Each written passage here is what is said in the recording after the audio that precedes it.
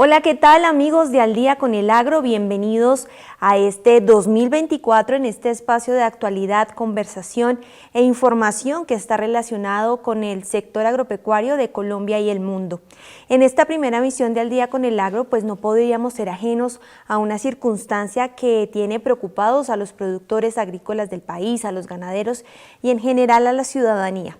Y hablo del fenómeno del Niño y las implicaciones que tiene este evento climático en la vida cotidiana de los colombianos. Por eso quisimos invitar en este espacio a un experto con más de 15 años de experiencia en el tema del pronóstico y el análisis del clima, y me refiero al meteorólogo y consultor en temas de clima y tiempo, el doctor Cristian Euskategui. Doctor Euskategui, muchas gracias por aceptar esta invitación. Alejandra, muchas gracias por la invitación, un cordial saludo aquí para todos en producción y lógicamente para todos los que nos ven y nos escuchan. Doctor Euskategui, pues la gente en general relaciona el tema del fenómeno del Niño con las altas temperaturas. Bogotá no ha sido exenta de esta situación, pero a veces desconocemos qué origina este fenómeno, por qué nace. Sí, normalmente cuando se dice que el fenómeno del Niño llegó al país, no es algo que esté bien dicho. ¿Por qué? Porque es que el fenómeno del Niño se origina en el Océano Pacífico tropical y lo que llega a Colombia son los efectos, ¿cierto? Esos efectos que se traducen en déficit de lluvia, es decir, que llueva por debajo de lo normal, no que deje de llover. En ocasiones se piensa que un fenómeno del Niño es sequía total y no es tal cual, ¿no? Es simplemente un debilitamiento de las precipitaciones, es decir, que llueve por debajo de lo normal y las temperaturas también se incrementan. Volviendo a la pregunta en sí, se origina en el Pacífico tropical. La principal característica de ese fenómeno del Niño es el calentamiento del océano. Es decir, que empieza a mostrar un comportamiento anómalo en términos de temperaturas por encima de lo normal. Entonces, cuando normalmente se ven las imágenes y se suele ver el Océano Pacífico tropical, es decir, latitudes aproximadamente entre 10 norte, 10 sur, la línea ecuatorial, con colores rojos que señalan una condición de calentamiento, una condición anómala de ese Pacífico tropical, y lógicamente hay allí una serie de variables que definen el fenómeno. Sin querer entrar tanto en lo técnico, digamos que allí debe haber un acoplamiento entre el océano y la atmósfera, y por eso deben transcurrir 5 meses bajo ciertas condiciones oceánicas y atmosféricas en ese Pacífico tropical para que entidades como el IDEAM a nivel nacional y otros organismos internacionales lo declaren y digan: el Niño está presente.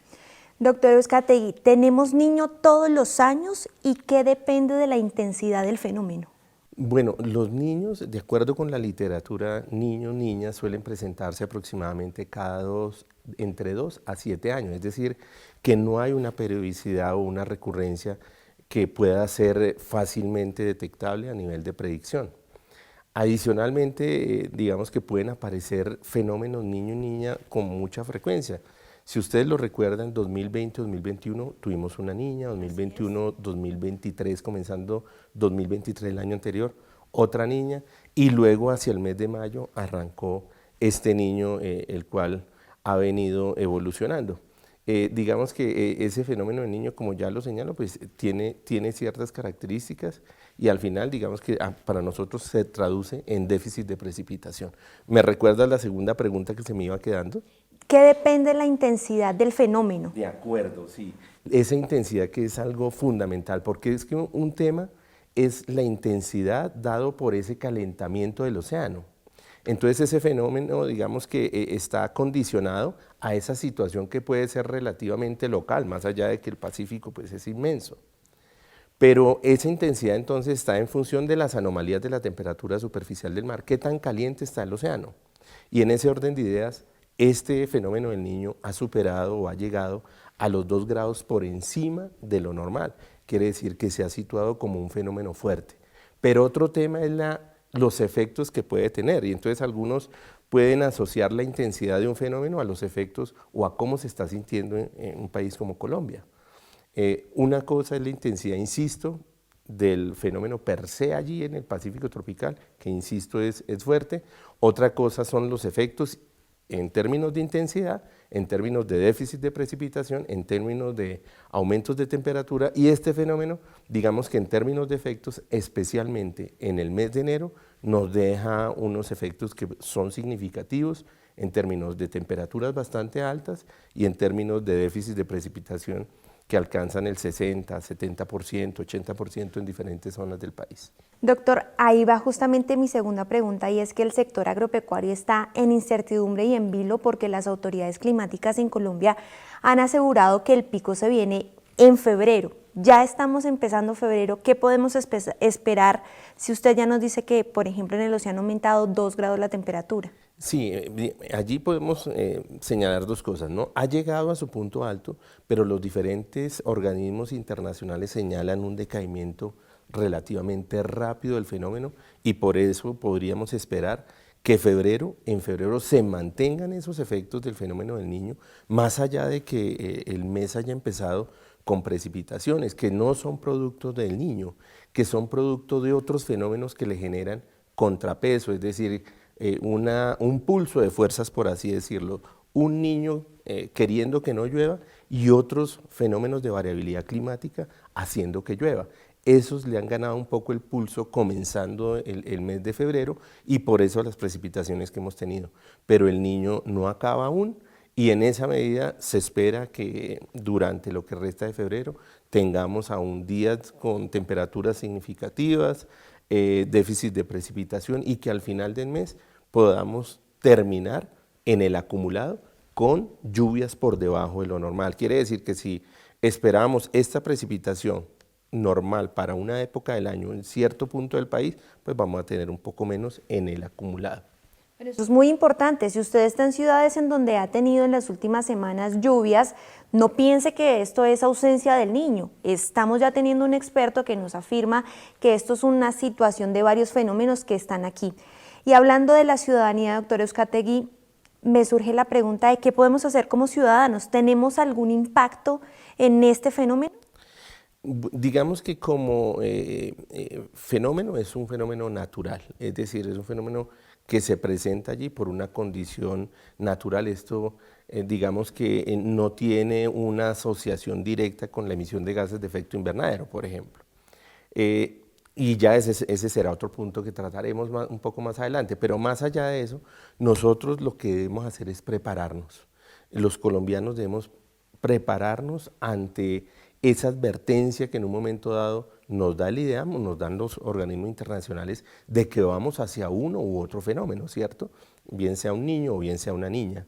Y lógicamente con o en el entendido de los efectos que tiene cada uno de esos fenómenos y ojalá teniendo muy presentes esas lecciones aprendidas que hemos tenido de fenómenos intensos y fuertes para el caso del Niño, como lo fue el 2015-2016 o el fenómeno de 1997-1998.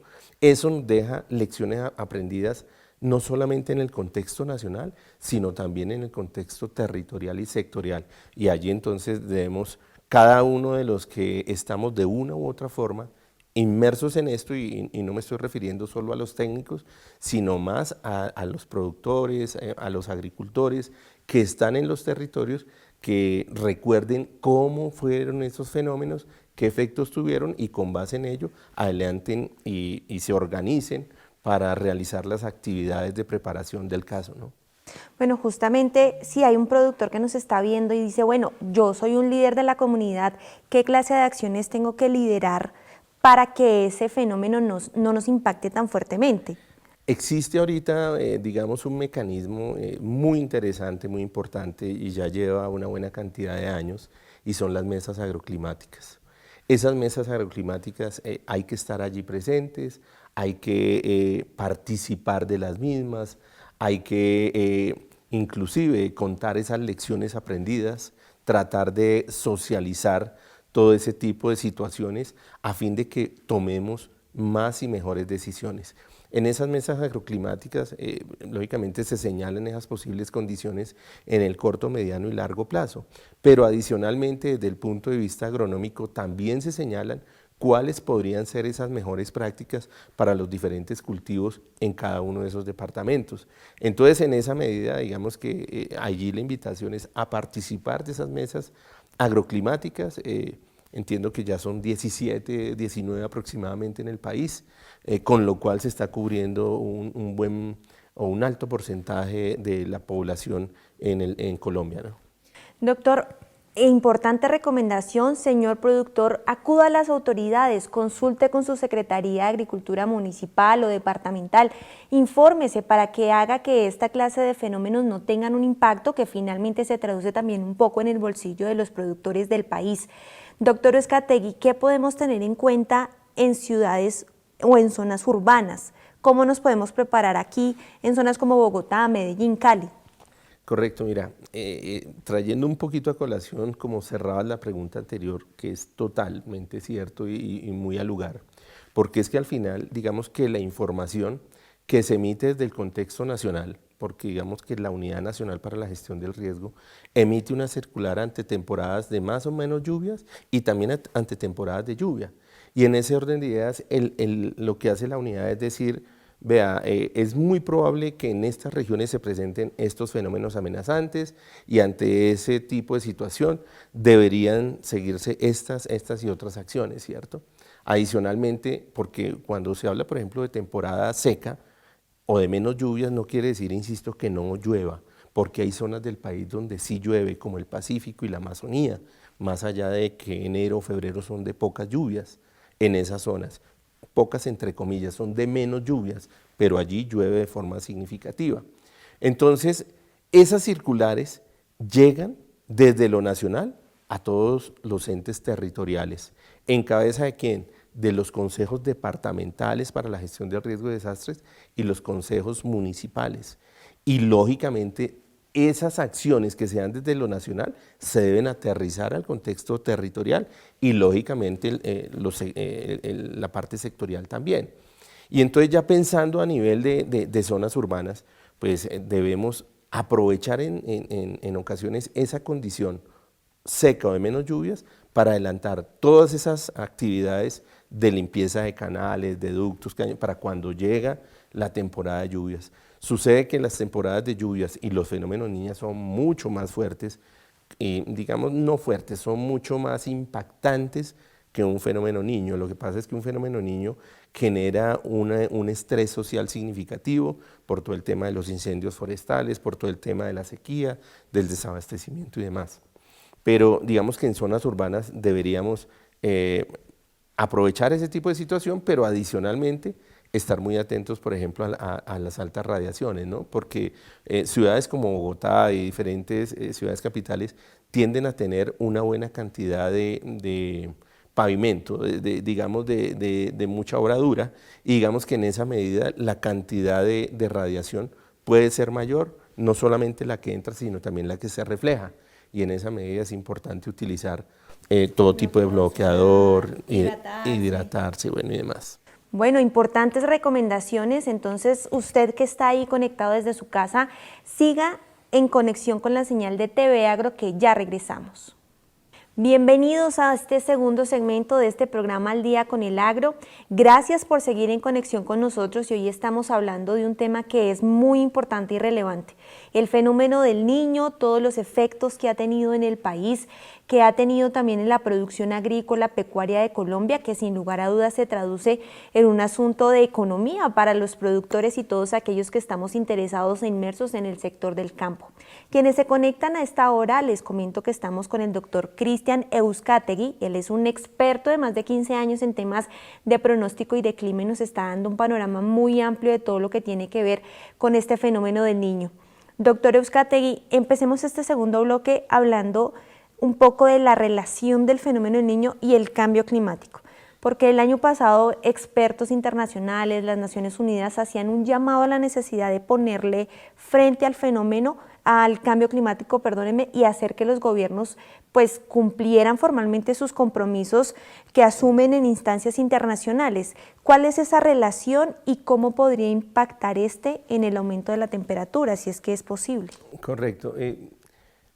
Hay que, digamos, señalar en primera instancia dos cosas. El fenómeno del niño es un fenómeno de variabilidad climática en la escala interanual. Quiere decir que se presenta entre años, como lo hablábamos hace un rato, ¿cierto? Cuando hablamos de cambio climático, estamos hablando de tendencias en la temperatura, tendencias en la precipitación. ¿Qué quiere decir eso? Y lo hemos visto en diferentes medios de comunicación, a través de las redes sociales, cómo se muestran esas gráficas de que la temperatura está en ascenso, ¿cierto? Esa temperatura global. Eso es una tendencia, y cuando hablamos de tendencia estamos hablando de series de por lo menos 30 años. Cuando hablamos de variabilidad climática estamos hablando de más corto plazo. Y esa variabilidad climática finalmente son fluctuaciones, mientras que el cambio climático, insisto, nos señala es una tendencia. Y claro, podemos ver que ese aumento de temperatura, si lo asociamos al aumento de temperatura del Pacífico tropical, pues muchos pueden pensar que es que el Océano Pacífico se ha venido calentando por esa temperatura del aire, cosa que, digamos, no está tan directamente relacionada, pero sí debe tener algún tipo de relación. Y cuando digo que debe tener algún tipo de relación, pues a lo que voy es que deberíamos tener muchos más elementos para poder decir estos fenómenos de variabilidad climática como el Niño tienen un comportamiento ahora mucho más frecuente o mucho más intenso, y eso está asociado a cambio climático, cosa que, insisto, puede ser, pero hay que verificar. Pero más allá de eso, en diferentes ámbitos, digamos que hemos venido insistiendo en algún grupo de trabajo en el que estoy, sobre digamos, un aspecto que involucra la variabilidad climática y el cambio climático, y es hablar de un clima cambiante. ¿Y qué queremos con esto? Que no necesariamente se llegue al punto de choque, decir, ¿qué es variabilidad climática? No, que eso es cambio climático. No importa. Finalmente a lo que deberíamos llegar es a definir que hay un clima cambiante que está teniendo unas implicaciones a nivel sectorial, por ejemplo a nivel agrícola y pecuario, que tiene una implicación. Y mira, vamos a un ejemplo así muy pequeño. Vimos un enero muy seco, muy deficitario. Y claro, cuando uno habla de déficit de lluvia en una temporada seca o de menos lluvias, llega al punto de que la evaporación de los cuerpos de agua es mucho mayor porque la temperatura es más alta. Entonces, evaporación significativa de esos cuerpos de agua en superficie, pero la transpiración de las plantas y todos los cuerpos vegetales es mucho más alta también por esa misma temperatura alta. Entonces se llega a un estrés hídrico que es significativo, y luego llegamos a comienzo de febrero y tenemos lluvia. Entonces, unos cambios muy significativos que, entre otras cosas, para cualquier tipo de cultivo, pues puede tener unas implicaciones que digamos, genera afectaciones en términos de rendimientos, de productividad y demás. Entonces, concluyendo, ¿puede haber una relación? Sí. ¿Que la temperatura del aire a nivel global está subiendo? Sí. ¿Que la temperatura del océano se ha venido incrementando por ese aumento de temperatura? También es cierto, pero no necesariamente en el Pacífico. Sí en el Atlántico, como se vio en el 2023, que el Atlántico estuvo bastante cálido de forma muy atípica, porque cuando hay un Niño, el Atlántico se enfría. ¿Y qué sucedió? Se calentó, y ese calentamiento muy seguramente asociado a esa condición de calentamiento a nivel global. Doctor Uzcategui, me llama poderosamente la atención el término de variabilidad climática, y le voy a explicar por qué. En nuestros recorridos por el sector agropecuario, muchos productores del país empiezan su periodo de siembra con las llamadas cabañuelas. Entonces, si enero llovió, febrero llovió, y así con los primeros días del mes, del nuevo año, perdóneme. Y luego hay también como un conocimiento ancestral de cuándo deben sembrar, cuándo deben cosechar, por la luna, por el sol. ¿Qué decirle a estos productores que ya al parecer están como inmersos también en una incertidumbre, porque ya no es lo que antiguamente se conocía? Sí, eso es totalmente cierto. Hablaba hace, no sé, unos 8 años con una persona en Corpoica, investigadora allí, y ella me decía que ahora en el campo el agricultor no tiene muy claro cuáles son las temporadas de lluvia, y claro, en la medida que nos vamos más hacia adelante en el tiempo, pues las personas son más jóvenes y cada vez tienen como menos en la cabeza que es que fijo en abril y mayo iba a llover, y es que fijo en octubre y noviembre les iba a llover. Exactamente. Eso les cambió en las zonas donde hay temporada, ciclo bimodal, es decir, de 2 picos de lluvia, porque es que esa es la otra. El país tiene una heterogeneidad y una diversidad de climas enorme. Entonces, planificar un país debe hacerse siempre desde el contexto de cómo es su climatología. La necesidad local. Exactamente.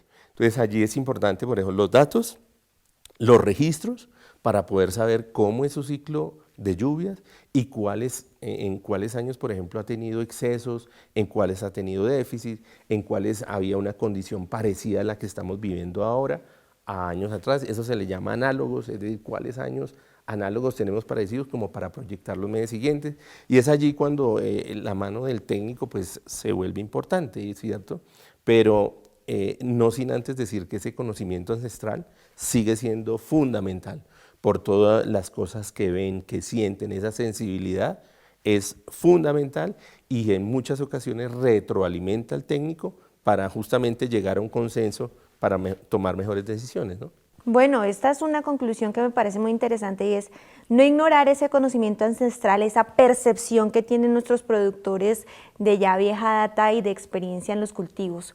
Bueno, dejando a un lado un poco el tema del niño, porque ya sin lugar a dudas es importante empezar a hablar de la niña, que ya está tocando la puerta, dicen algunos, para el segundo semestre de este 2024. Doctor Uzcategui, en los pronósticos, en su experiencia, ¿qué podemos esperar de la niña? Bueno, hay que pensar primero que estamos digamos, ya en la parte, pasamos la madurez y vamos hacia el decaimiento del niño, ¿cierto? Ese niño nos va a dejar algunas zonas con condiciones muy secas. Cuando lleguen las lluvias va a haber mayor erosión, por ejemplo. Y al haber mayor erosión, por ejemplo, en zonas de vertiente, pues hay mayor probabilidad de que puedan haber movimientos en Deslizamientos. Entonces, digamos que allí poco a poco debemos ir cambiando el chip, sin perder de vista qué nos dejó este niño, insisto, teniendo en cuenta esas lecciones aprendidas, pero con base en ese estado actual, con base en eso que nos deja ese niño, ir proyectando cantidades de lluvia por encima de lo normal, especialmente para el segundo semestre de este año. Es decir, que en esas zonas donde el ciclo es bimodal, es decir, donde tenemos 2 temporadas de lluvia, y donde hay esa temporada hacia octubre, noviembre, muy seguramente esa temporada va a ser de excesos. Entonces, allí deberíamos planificar desde ya, a nivel de todo el tema agrícola y pecuario, cómo ir hacia esa época y cómo podríamos, digamos, planificar nuestros cultivos y nuestras actividades, pensando en que podríamos tener en un momento dado anegamientos, producto de esos excesos de precipitación, que en zonas de vertiente es probable, especialmente en zonas donde tienen amenaza alta por movimientos en masa, pues de que haya deslaves, deslizamientos y demás. Entonces, esa probabilidad está ahí, esa probabilidad ya supera el 60%, se acerca al 70%. Entonces, en esa medida, digamos que cada vez, entre otras cosas, cada vez esas proyecciones tienen mayor certidumbre, es decir, cada vez son más certeras. Entonces, en esa medida, digamos que más allá de que haya una distancia, estamos en febrero y se está proyectando hacia septiembre aproximadamente, que se esté consolidando, septiembre ya sería el inicio de la segunda temporada de lluvias, y en otras zonas donde el comportamiento es monomodal, es época también de lluvias. Entonces ahí debemos fijar todas las acciones e insisto, organizarnos, tener todas esas lecciones aprendidas de cómo cambiamos de un niño a una niña y que nos ha dejado históricamente ese tipo de situación y demás, ¿no? Doctor Uzcategui, la siguiente pregunta surge un poco de la curiosidad y a veces como de la necesidad de comprender los conceptos que manejamos, y es ¿de dónde sale que el niño se llame el niño y la niña se llame la niña? O sea, porque, por ejemplo, en los huracanes entendemos que es un tema ya establecido por las autoridades, que empieza en nombre alfabético, que un año es nombre femenino, otro año nombre masculino. ¿A qué debemos el niño y la niña? Sí, digamos que todo se origina con lo del fenómeno del niño, ¿no? Y nace, digamos, a raíz de una situación que viven los pescadores peruanos. Recordemos que Perú es un país altamente pesquero, ¿sí? Basa mucho su economía en la pesca. Ellos normalmente tienen allí frente a sus costas aguas frías, aguas frescas, eso es lo normal. Sucede que cuando hay un niño, esas aguas se calientan, producto de esa condición anómala. Al calentarse el océano, la pesca se va más hacia el fondo, a buscar más las aguas frescas. Y en esa medida, su pesca disminuye notoriamente cuando hay un fenómeno niño. Resulta que los pescadores peruanos se empezaron a dar cuenta de esa situación y veían que no era todos los años, sino que se daba cada cierto número de años, pero adicionalmente ellos veían que diciembre era el mes en que más se acentuaba esa situación, es decir, que menos pesca había. Y ellos no sabían que el océano se estaba calentando, ¿sí? Lo que veían era el efecto en términos de la producción pesquera. Y entonces al ver que, y entre otras cosas porque en diciembre tienden a intensificarse más los fenómenos niño, es decir, el calentamiento alcanza su pico especialmente en el mes de diciembre. Entonces, bajo esa consideración, ellos se dieron cuenta, insisto, que era diciembre el mes de mayor disminución y lo asociaron a la venida del Niño Jesús. Y entonces por eso le pusieron fenómeno del niño y ya después vinieron las mediciones y demás y se comprobó que lo que existía era un calentamiento y que esas aguas frescas finalmente se profundizaban y empezaban a prevalecer en la parte superficial aguas más cálidas. Ese es el origen del niño y lógicamente la niña pues ya el efecto contrario. Muchísimas gracias por esta claridad. Yo creo que es un dato que muy probablemente muchos allá al otro lado de la pantalla también se estaban haciendo. Ya estamos llegando al cierre de este espacio, doctor Uzcategui. Muchísimas gracias por su visita, por estas explicaciones. Yo en lo personal me quedo con lecciones aprendidas, con la necesidad de prevenir, con la necesidad de informarse, señor productor, señor ganadero.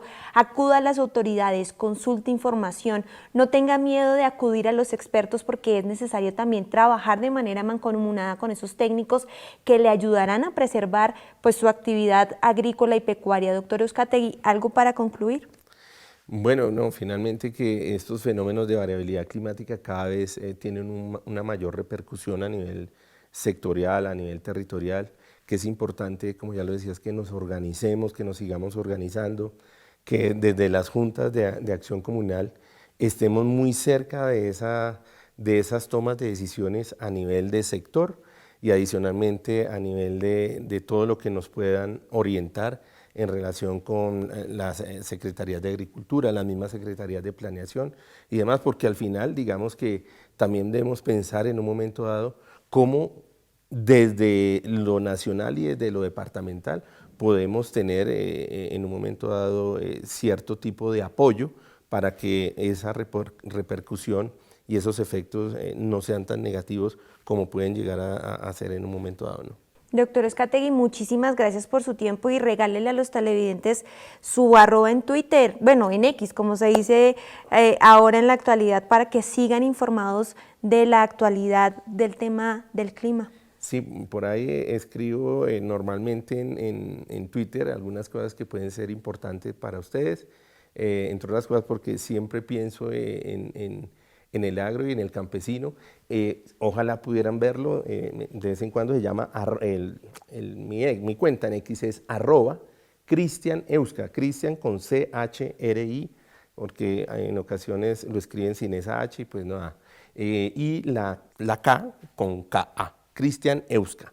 Allí me pueden encontrar. Bueno, sin lugar a dudas, aquí está apareciendo en pantalla este usuario para que lo sigan, porque es trabajo de todos informarnos, comunicar y hacer que estos fenómenos y esta variabilidad climática pues no sea tan fuerte. A ustedes muchísimas gracias por haber estado en este espacio. Recuerde que este contenido se sube al canal de YouTube del canal TV Agro y allí en la caja de comentarios nos pueden dejar los temas que quieren que tratemos en este espacio. Muchísimas gracias por estar en sintonía. Mi nombre es Alejandra Castellanos y para mí fue un gusto estar con ustedes. Hasta pronto.